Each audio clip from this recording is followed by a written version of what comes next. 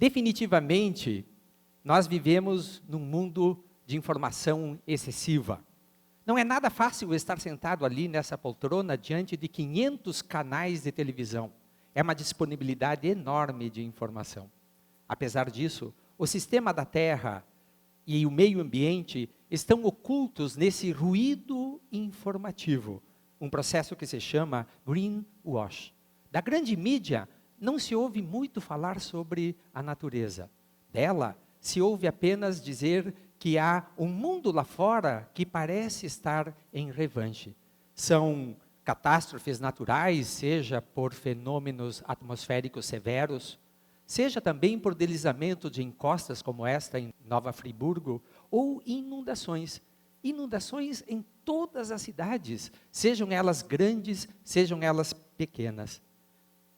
Nós podemos nos perguntar então, é a natureza que está nos ameaçando, ou será que é a nossa cultura, que não considera a sua ação na natureza e nem da natureza em nossos artefatos? De que artefatos eu estou falando? Eu estou falando de outra coisa que também não se fala dela. As cidades que crescem por todos os lados, assumem novas fisionomias. Cidades como nunca vimos antes. Imaginem, cidades que escalam montanhas, cidades que parecem falésias imensas, como estas que vocês estão vendo. Isso é na China. Imagine ser síndico de um desses edifícios, hein? É problemas que não faltam. Cidades que parecem placas flutuantes, em que as ruas mudam todos os dias. Cidades muito complexas, como exemplificado aqui por essa imagem, que é uma junção em espaguete. Nós pensamos que a civilização estivesse construída sobre rocha firme, firmemente ancorada. Mas, na verdade, o que nos ameaça hoje, imaginem, são os céus, os gases, quero dizer, a atmosfera. Jamais imaginamos isso no século dos nossos avós e dos nossos bisavós. Por que não imaginávamos isto? Porque há ali uma terra que não víamos. Essa terra somente foi revelada quando, da corrida espacial pela Apollo 17, essa imagem que vocês veem é a primeira fotografia da Terra total. É a imagem Full Earth. Ela é muito mais famosa que as imagens de grandes modelos ou de grandes jogadores de futebol como o Neymar. É a imagem mais difundida. E essa imagem e toda a corrida espacial nos revelou que o nosso céu, quer dizer, a nossa atmosfera, é uma tênue e delgada camada, muito, muito fina. E ela, sim, pode ser impactada. Mas há ali também um segredo que se mostra pelo fato de que, se considerarmos a radiação recebida pelo Sol, que deve ser igual à radiação emitida da Terra para fazer prevalecer a lei da física, né, de não haver consumo de energia, a temperatura da Terra deveria ser de menos 18 graus centígrados. E, na verdade, ela é de 14 graus centígrados positivos.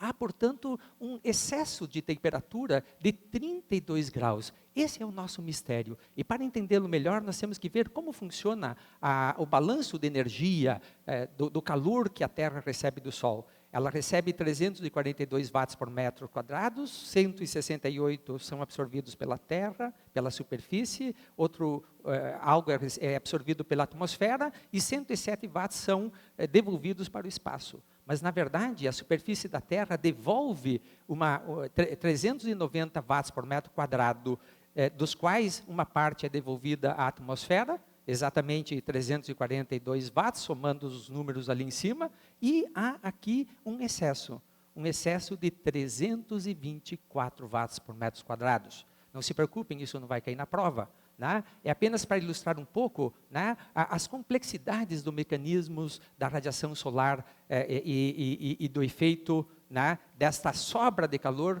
que faz com que haja na Terra água no estado sólido, líquido e gasoso, essencial para a vida. E esse mistério é, então, resolvido, né, pelos gases de efeito estufa. São eles que produzem este calor de 32 graus, fundamental para a vida e os sistemas vivos da Terra. E quem são esses gases de efeito estufa? É o vapor d'água, o dióxido de carbono, o metano, o ozônio, o óxido nitroso. Isso é natural. E, dependendo da concentração desses gases na atmosfera, junto com a radiação solar, nós temos a possibilidade de ter muitas mudanças climáticas, muitos tipos de atmosfera no sistema terrestre.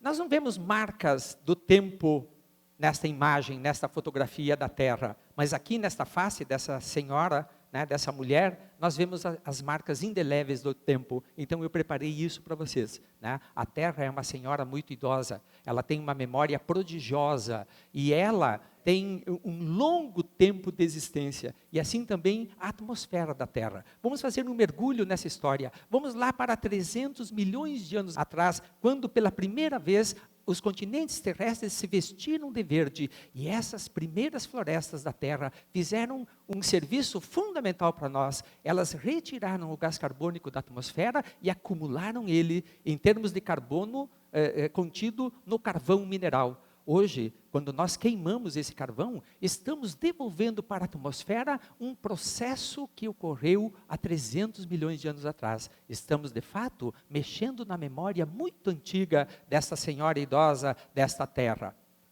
Mais recentemente, no Quaternário, a atmosfera terrestre passou por muitas transformações. Essas transformações dão conta de várias idades do gelo, várias idades glaciais, não apenas uma. E graças a esse desenvolvimento, pôde então uma espécie, o Homo sapiens sapiens, se desenvolver e se distribuir em muitos habitats da Terra. E hoje, o Homo sapiens povoa quase todos os habitats terrestres e a população não parou de crescer. Hoje nós somos 7 bilhões de habitantes, dos quais 3,6 bilhões, mais da metade, vivendo em cidades. Sim, nós somos uma espécie de sapiens sapiens urbis. Eis aí a nossa diferença. E todo esse nosso gigantismo, claro, deixa um impacto nos sistemas terrestres. E chamamos a esse novo período da Terra de Antropoceno, a era em que a humanidade atinge, por fim, uma capacidade de ação geológica. Nós podemos medir esse impacto na atmosfera. Esse impacto pode ser medido pela concentração de gás carbônico ao longo do tempo. Aqui está a curva de Keeling, que foi quem primeiro mediu essa concentração em 1958, e a partir dele nós vemos que a concentração de gás carbônico na atmosfera não para de crescer. Hoje alcançamos 400 ppm, né, o que é um valor muito alto para o período do Holoceno. Outra maneira de sabermos da memória da atmosfera, sim, é pelo gelo. O gelo grava por finas bolhas que estão contidas nele as atmosferas antigas. E com base nisso, então, nós podemos saber como foram as atmosferas subrecentes e até atmosferas muito antigas, como atmosferas de 500 mil anos atrás. Juntando todos esses dados, nós podemos agora construir curvas de variação da temperatura ao longo do tempo. Essa curva que vocês estão vendo mostra a variação de temperatura desde 1850 até hoje.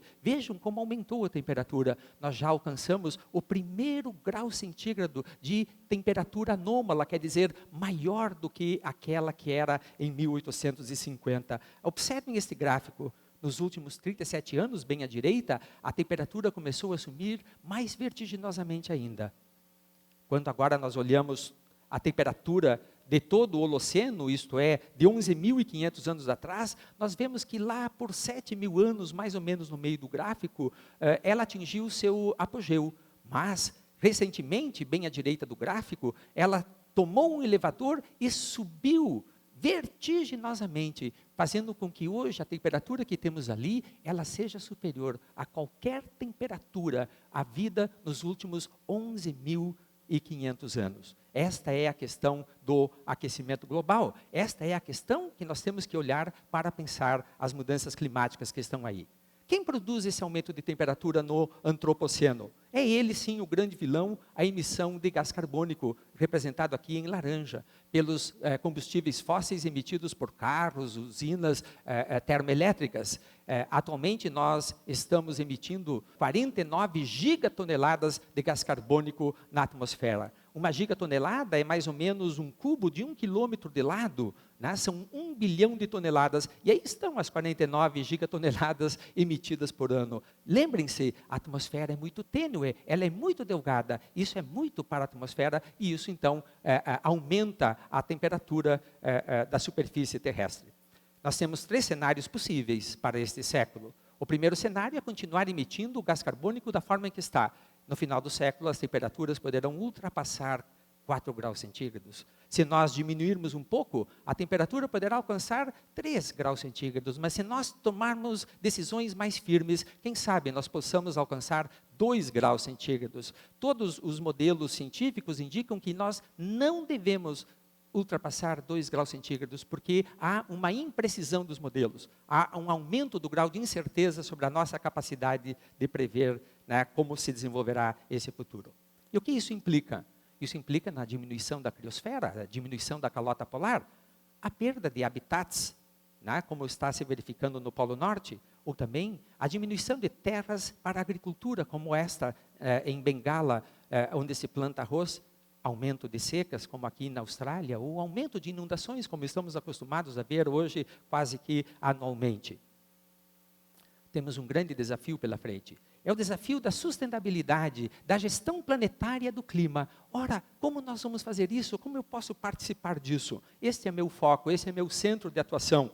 Mas para isso nós precisamos entender o segundo grande fenômeno, que é o desenvolvimento de cidades gigantes. Nós hoje somos uma rede de cidades que capeiam todos os continentes, todos os habitats da Terra, menos aqueles que são altamente inóspitos. E essas redes de cidades têm cordilheiras urbanas, megalópolis como essa que vai de Washington DC até Boston, passando por Nova York. Neste eixo, 820 quilômetros, vivem cerca de 53 milhões de pessoas. Aqui está uma megalópole na Ásia, para falar apenas de uma. Essa megalópole é Gansu. Gansu, num raio de 220 quilômetros, abriga 130 milhões de habitantes. Somos, então, uma gigantesca rede de cidades fisicamente ancoradas nos ecossistemas terrestres. E essas cidades, todos os dias, demandam uma grande quantidade de elementos para sobreviver. E, ao mesmo tempo, descartam toneladas e toneladas de rejeitos, alguns deles tóxicos. Eu chamo este organismo que digere mal aquilo que traz para as cidades de voracino. E ele tem um primo, o velocino. Oi, tchau, vim, fui. Parece que as cidades têm um ímpeto de serem velozes. Quem decidiu isso? As cidades, sendo velozes, não nos deixam tempo para cuidar dos nossos jardins, das nossas praças, cuidar das nossas ruas, cuidar de nós mesmos. Cuidado com esses 2 senhores, né? O voracino e o velocino, porque eles determinam, né, os rumos da cidade. Aí está o Atlas do século 21, ele não é igual ao Atlas, um deus, um semideus carregando o globo, mas ele é um ser humano frágil, vulnerável, carregando as cidades. Nós precisamos aliviar o peso da cidade sobre os ombros humanos. Este é o grande desafio de diminuir a pegada ecológica. Para tanto, nós temos que resolver alguns problemas. O primeiro deles é a representação das cidades. Nós não temos hoje uma representação disponível que ajude os cidadãos e cidadãs a entenderem a complexidade do mundo urbano. Eu chamo isso de um paradoxo cognitivo. O segundo paradoxo cognitivo é o fato de que a cidade não é apenas um objeto que está fora de nós, ela também habita a nossa mente. A cidade, né, faz com que nós não enxerguemos o ambiente que está lá fora. Ela captura a nossa mente por inteiro. E daí nós podemos dizer que esse é o paradoxo da cegueira. Para enfrentar esses paradoxos, nós temos que usar uma estratégia comum. Essa estratégia deve ser embasada no conhecimento, na educação, nos programas de gestão social, ambiental e climática, e também na participação cidadã. Em Porto Alegre, eu desenvolvi um enorme atlas, é o mais moderno do mundo. Em 1998 ele foi lançado e hoje ele foi repetido por mais de 60 cidades, entre elas Viena, na Áustria, Barcelona, Buenos Aires, São Paulo, Lima, enfim, um exemplo para o mundo. Este é o conhecimento e com base nele nós podemos implantar um novo sistema de educação nas escolas municipais. Ele se chama Laboratório de Inteligência do Ambiente Urbano. Esse laboratório de inteligência, ele é um laboratório em que as crianças desenvolvem uma educação com base no lugar, é a construção dos saberes para a identidade local, é entender a escola como um importante centro de saberes locais. A escola se capacita, assim, a ser um equipamento, um instrumento aberto à sua comunidade, transparente à sua comunidade, porque dentro dela os alunos estudam, investigam e entendem o ambiente local. eles produzem maquetes do relevo do bairro onde se situa a escola, eles desenvolvem mapotecas temáticas, eles fazem mapas geológicos, eles fazem mapas de biótopos, eles fazem mapas do crescimento urbano do bairro, eles também desenvolvem litotecas. Sim, nós vamos com os alunos ao campo, visitamos o bairro, coletamos amostras de rochas e levamos elas para a escola, e eles organizam a litoteca e conseguem contar, vejam, a história geológica do bairro, da cidade e da região onde eles moram. Eles conseguem ainda fazer herbários, eles fazem históricos fotográficos, e todo esse material fica ali, dentro da escola, como uma memória cognitiva, como um processo de construção do conhecimento local, em que, geração após geração, eles podem ver o que os alunos antigos estudarem e desafios que eles se colocam para estudar hoje. É um processo formidável esse de ensino e educação. Nós implantamos já 32 laboratórios em toda a cidade de Porto Alegre. São quase 700 alunos por ano, cerca de 60 professores que se mobilizam em torno dessa proposta. Uma proposta que se organiza em rede, sim. Certos alunos de um bairro visitam os alunos de outro, e com isso nós quebramos aqueles fetiches, nós quebramos, né, aquelas caricaturas que um grupo jovem de um local cria em relação ao outro. É exercitar realmente a interculturalidade, é exercitar realmente a educação interétnica, fundamental para exercitar uma nova cidadania que seja capaz de viver em cidades gigantes, né? Que seja capaz de entender a multiculturalidade que agora está toda aqui diante de mim. Esse é o significado das cidades gigantes. Todas as aldeias agora estamos morando aqui, todas as culturas. Como então fazer com que todas elas contribuam para a sustentabilidade? A sustentabilidade urbana, portanto, precisa de uma nova educação. Uma educação baseada na geoética ou na ética da terra para enfrentar os grandes desafios das mudanças climáticas e o gigantismo urbano. Muito obrigado.